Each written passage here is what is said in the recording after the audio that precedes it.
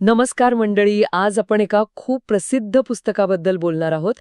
Scott फिट्झगेराल्ड यांचं the great Gatsby. हो, 1925 साली प्रकाशित झालेली ही कादंबरी म्हणजे अमेरिकन साहित्यातला एक मैलाचा दगडच म्हणायला हवा. अगदी. चार्ल्स स्क्रिबनर सन्स न्यूयॉर्क यांनी प्रकाशित केली होती आणि सुरुवातीला पुन्हा एकदा झेल्डासाठी असं समर्पण आहे. हो, त्यांची पत्नी. आज आपण काय करणार आहोत तर या कादंबरीची सुरुवात, त्यातली पात्र आणि ती 1920च्या दशकातली अमेरिकन पार्श्वभूमी यावर जरा खोलात जाऊन चर्चा करूया. नक्कीच. सुरुवात तर खूपच रंजक आहे. हो ना. सुरुवात होते निवेदक म्हणजे निक कॅरेवे याच्या विचाराने. त्याचे वडील त्याला एक सल्ला देतात. हां, तो सल्ला खूप महत्वाचा आहे. ते म्हणतात की जेव्हा तुला कोणावर टीका करावीशी वाटेल तेव्हा हे लक्षात ठेव की जगातल्या सगळ्या लोकांना तुझ्यासारख्या संधी मिळालेल्या नसतात. बरोबर. अगदी. आणि याच सल्ल्यामुळे निक म्हणजे तो सहसा कोणाबद्दल पटकन मत बनवत नाही. तो जरा राखीव स्वभावाचा होतो. तो स्वतःला थांबवतो टीका करण्यापासून, पण तो म्हणतो की याला एक अपवाद आहे. हो, तो म्हणतो की लोकांचं मन मोकळं करायला त्याला आवडतं. तो चांगला श्रोता बनतो. पण तरीही एका व्यक्तीबद्दल तो स्वतःला नाही थांबवू शकत. आणि ती व्यक्ती म्हणजे गॅट्सबी. बरोबर. गॅट्सबी. निक म्हणतो की त्याचा पूर्वेकडच्या त्या श्रीमंत लोकांबद्दलचा तिटकारा वाढत गेला, पण गॅट्सबी वेगळा होता. तो म्हणतो गॅट्सबीमध्ये काहीतरी विलक्षण होतं, म्हणजे गॉर्जस. हो, गॉर्जस. आणि जीवनातल्या आशा आकांक्षांबद्दल तो कमालीचा संवेदनशील होता म्हणे, जणू भूकंप मोजणारं यंत्र. काय उपमा आहे. आणि तो म्हणतो की अशी देणगी त्याने इतर कोणात पाहिली नाही आणि पुढेही पाहणार नाही. इथेच तर फिट्झगेराल्ड आपल्याला हुक करतो. गॅट्सबी बद्दलची उत्सुकता वाढवतो. निक त्याला त्याच्या स्वप्नांचा बळी म्हणून बघतो. तो म्हणतो गॅट्सबी स्वतः ठीक होता, पण त्याच्या आजूबाजूला जे होतं ती घाणेरडी धूळ, फाऊल डस्ट. कडे येतो, न्यूयॉर्कला. हो, 1922 मध्ये बॉन्ड व्यवसायात नशीब आजमावायला. आणि तो राहायला कुठे येतो? वेस्ट एगमध्ये. वेस्ट एग, लाँग आयलंड साऊंडवरच्या 2 भागांपैकी एक, जो जरा कमी प्रतिष्ठित मानला जातो. म्हणजे नवीन श्रीमंत लोकांचं, न्यू मनी. आणि पलीकडे आहे ईस्ट एग, जिथे पिढ्याला पिढ्या श्रीमंत खानदानी लोक राहतात, ओल्ड मनी. हा फरक पुढे खूप महत्वाचा ठरतो. निकचं घर अगदी साधं असतं, पण ते एका प्रचंड मोठ्या हवेलीच्या बाजूला असतं. आणि ती हवेली असते मिस्टर गॅट्सबीचे. गंमत म्हणजे सुरुवातीला निक त्याला ओळखतही नाही. हो, आणि खाडीच्या पलीकडे ईस्ट एगमध्ये त्याची चुलत बहीण राहते, डेझी ब्युकॅनन. आणि तिचा नवरा टॉम बुकनन. म्हणजे काय व्यक्तिमत्व आहे.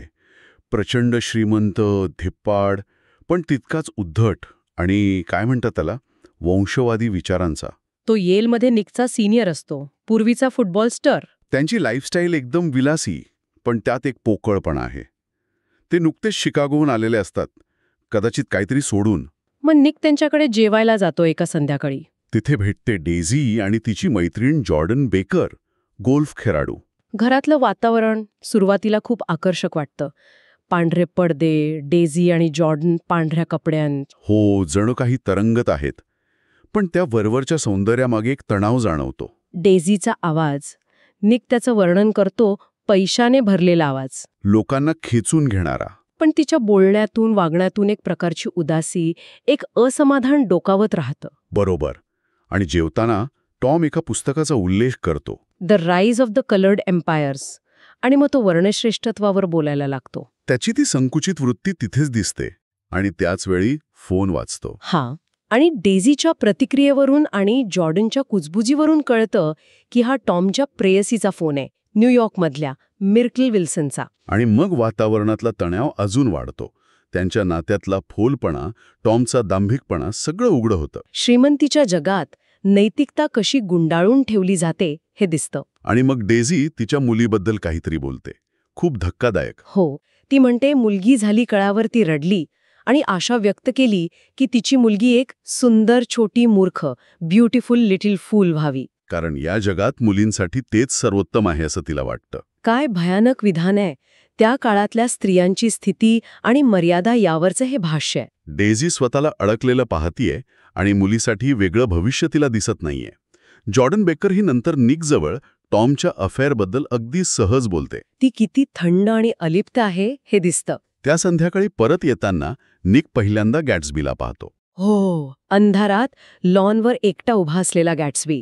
समुद्रपलीकडे एका हिरव्या दिव्याकडे हात पसरून पाहत असलेला. जणू काही त्याला स्पर्श करायचा प्रयत्न करतोय आणि तो हिरवा दिवा पुढे जाऊन एका मोठ्या आशेचं प्रतीक बनतो. तर पहिल्या अध्यायातच आपल्याला या जगाची ओळख होते.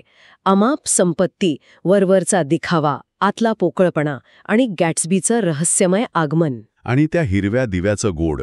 मग दुसऱ्या अध्यायात आपण जातो व्हॅली ऑफ ॲशेसमध्ये, राखेच्या खोऱ्यात. वेस्ट एग आणि न्यूयॉर्क शहराच्या मध्ये असलेला एक ओसाड भकास प्रदेश, औद्योगिक कचऱ्याचा ढिगारा. पण त्याहून जास्त ते एक प्रतीक आहे, श्रीमंतांच्या जगापलीकडचं करड वास्तव, नैतिक अवशेषांचं प्रतीक. आणि तिथे आहे तो भला मोठा जाहिरात फलक, डॉक्टर T.J. ॲक्लेबर्ग यांचे मोठे निळे डोळे. जणू काही एका विसरलेल्या देवासारखे ते या जगावर नजर ठेवून आहेत.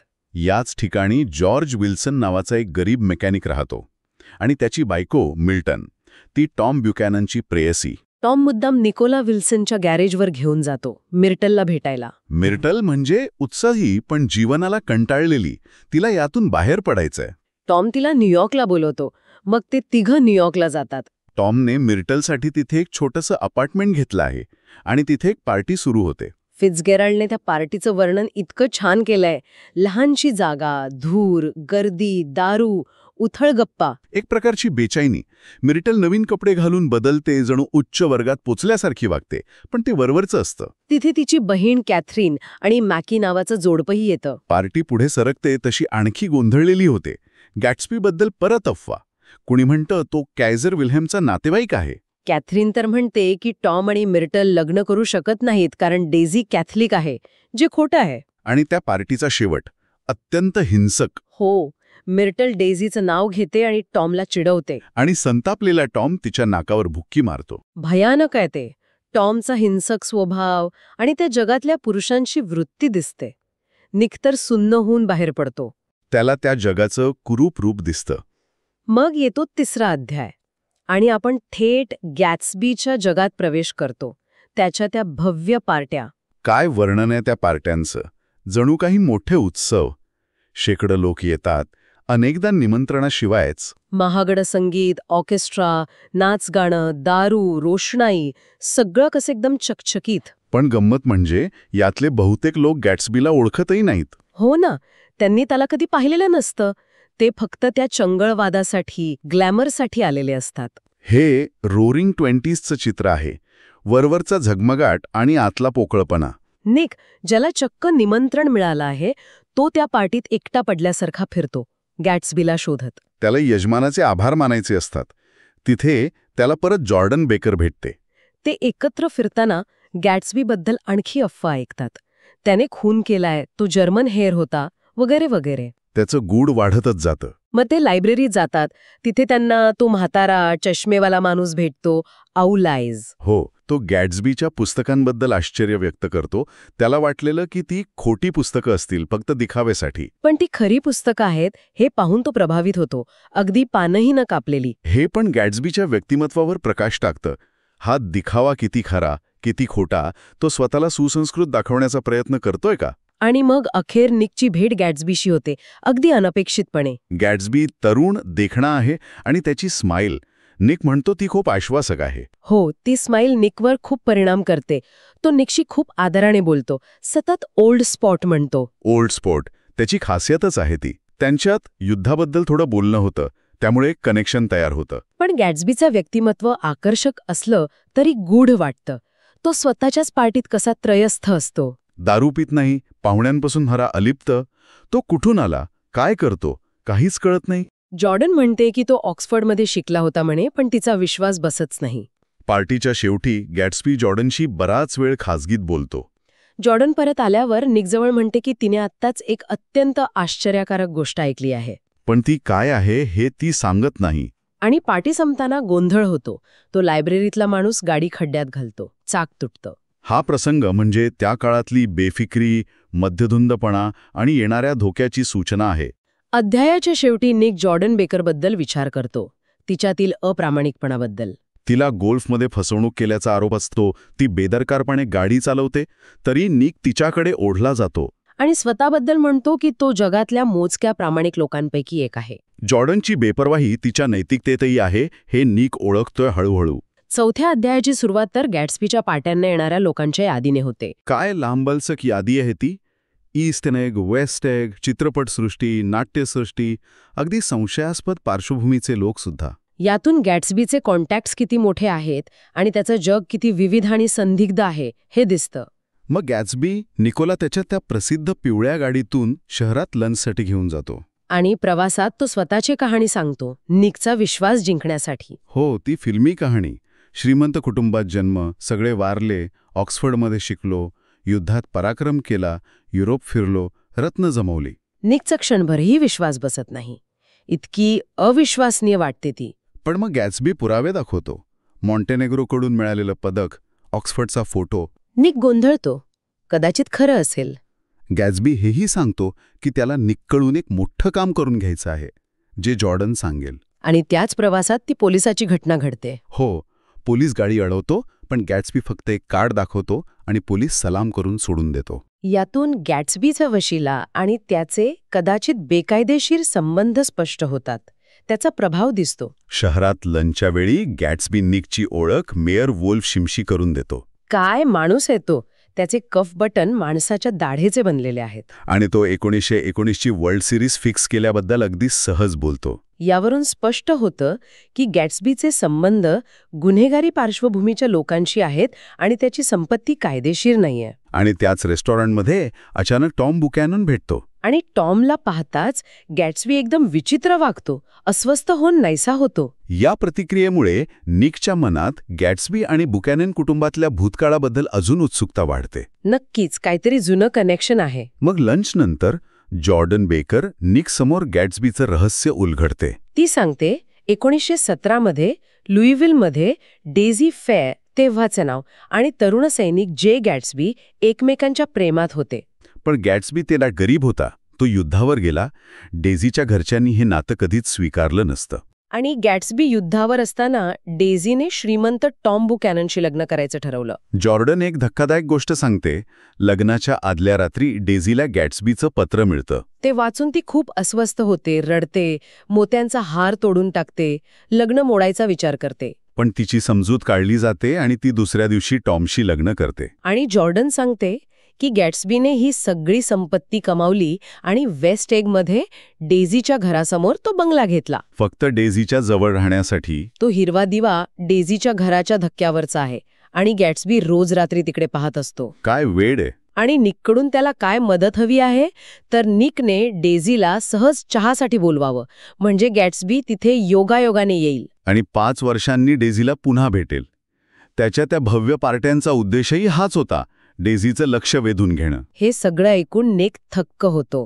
गॅट्सबीच्या वागण्यामागचं कारण, त्याची ती आशा, पार्ट्यांचा उद्देश सगळं स्पष्ट होतं. सगळं डेझीसाठी. एका माणसाचा भूतकाळ परत मिळवण्याचा हा अविश्वसनीय प्रयत्न आहे. आणि निक या कल्पनेने प्रभावित होतो आणि मदत करायला तयार होतो. मग येतो 5वा अध्याय, ती बहुप्रतीक्षित भेट. निक डेझीला चहासाठी बोलावतो, गॅट्सबीबद्दल न सांगता. गॅट्सबी तर प्रचंड अस्वस्थ असतो. हो, निकच्या घराची बाग कापायला लावतो, फुलं पाठवतो. भेटीच्या वेळी तर इतका घाबरलेला असतो की पळून जायच्या बेतात असतो. डेझी आल्यावर सुरुवातीला वातावरण खूपच अवघडलेलं असतं, ताणलेलं. गॅट्सबी लाजत असतो, काय बोलावा कळत नाही, चुका करतो. पण निक त्यांना एकटं सोडतो आणि परत येतो तेव्हा वातावरण पूर्ण बदललेलं असतं. डेझी रडत असते, पण आनंदाने, आणि गॅट्सबी तर तळपत असतो. 5 वर्षांची प्रतीक्षा संपलेली असते. मग गॅट्सबी त्यांना त्याची हवेली दाखवतो, त्याच्या संपत्तीचा, त्याने डेझीसाठी निर्माण केलेल्या जगाचा दिखावा. मोठे खोल्या, महागड्या वस्तू. आणि मग ते शर्ट्स. हो, ते कपाटातले रंगीबेरंगी महागडे इम्पोर्टेड शर्ट्स तो बाहेर काढून ढीग रचतो. ते पाहून डेझीला रडू कोसळतं. ती म्हणते, हे इतके सुंदर शर्ट आहेत, मला खूप दुःख होतंय. तिचं ते रडणं, ते फक्त शर्टांमुळे नाही. कदाचित गॅट्सबी गमावल्याची खंत, त्याने मिळवलेली संपत्ती, अपूर्ण स्वप्न, तिच्या स्वतःच्या आयुष्यातला पोकळपणा, या सगळ्याची प्रतिक्रिया.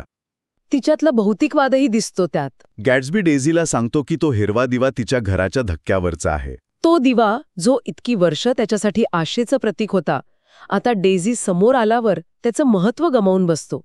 स्वप्न आता वास्तवाच्या खूप जवळ आलंय. पण त्या भेटीच्या शेवटी निक गॅट्सबीच्या चेहऱ्यावर एक विस्मय आणि थोडा गोंधळलेला भाव पाहतो. कदाचित त्याला जाणवत असावं की इतक्या वर्षांच्या प्रतीक्षेनंतर, इतक्या प्रयत्नांनंतर भेटलेली डेझी त्याच्या मनातल्या त्या भव्य स्वप्न इतकी परिपूर्ण नाहीये. त्याच्या स्वप्नाची तीव्रता इतकी होती की कोणतीही खरी व्यक्ती ती पूर्ण करू शकणार नाही हे त्याला जाणवायला लागलं असावं का?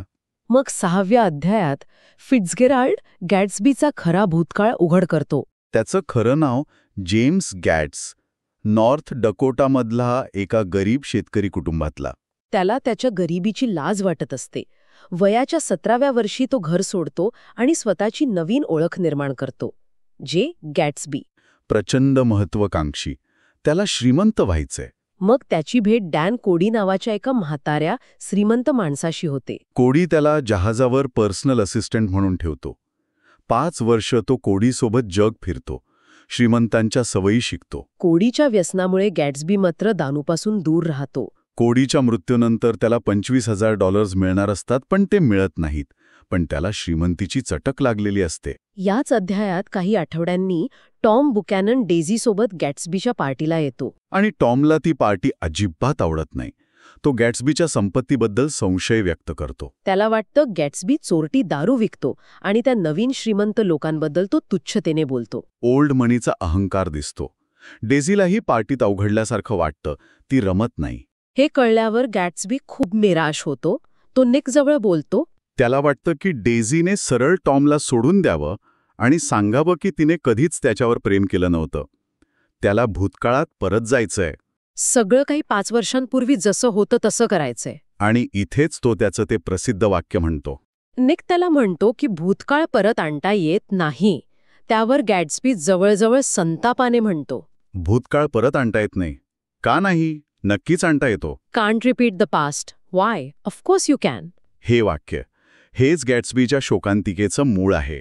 त्याचा स्वप्नावरचा अतूट विश्वास, पैशाच्या ताकदीवरची श्रद्धा आणि भूतकाळाला पुन्हा जिवंत करण्याची ती तीव्र पण अशक्य इच्छा. तो डेझीला एका आदर्श प्रतिमेत पाहतोय, जी आता कदाचित खरी नाही. तो वास्तवापासून खूप दूर गेलाय. आणि हा भ्रमच त्याला विनाशाकडे नेणार आहे. तर आज आपण द ग्रेट गॅट्सबीच्या सुरुवातीच्या 6 अध्यायांचा सविस्तर आढावा घेतला. म्हणजे 1920च्या दशकातलं अमेरिकेतलं जॅझ एजचं वातावरण. हो, वेस्ट एग आणि ईस्ट एगमधला तो फरक, जुने आणि नवे श्रीमंत यांच्यातला संघर्ष, रहस्यमय, स्वप्नाळू गॅट्सबी, डेझीवरचं त्याचं वेडं प्रेम आणि या सगळ्यामागे असलेले मोठे विषय, संपत्ती, वर्गभेद, प्रेम, भ्रम आणि अर्थातच अमेरिकन स्वप्न. ही कादंबरी खरंच अमेरिकन साहित्यातली एक अत्युच्च क्लासिक साहित्यकृती आहे. नक्कीच. फिट्झगेराल्डने त्या रोरिंग 20s युगातला वरवरचा झगमगाट, चंगळवाद आणि त्याखालची नैतिक पोकळी, निराशा, गुंतागुंत इतक्या प्रभावीपणे टिपली आहे ना, कमाल आहे. आणि गॅट्सबीची कहाणी फक्त त्या काळापुरती नाहीये. नाही, अजिबात नाही. ती आजही मानवी इच्छा, आकांक्षांची भव्यता, प्रेमाचं स्वरूप, स्वप्न आणि वास्तवातली दरी आणि भूतकाळाला घट्ट धरून ठेवण्याची आपली प्रवृत्ती यावर भाष्य करते. एक विचार, गॅट्सबीची ती भूतकाळ पुन्हा जिवंत करण्याची, पैशाने विकत घेण्याची तीव्र इच्छा, फिट्झगेराल्डने उभं केलेलं हे जग जिथे स्वप्न आणि वास्तव एकमेकांइतकी मिसळतात, तिथे हे मानवी महत्वाकांक्षा आणि त्यांच्या मर्यादांबद्दल नेमकं काय सांगतं? खरंच विचार करण्यात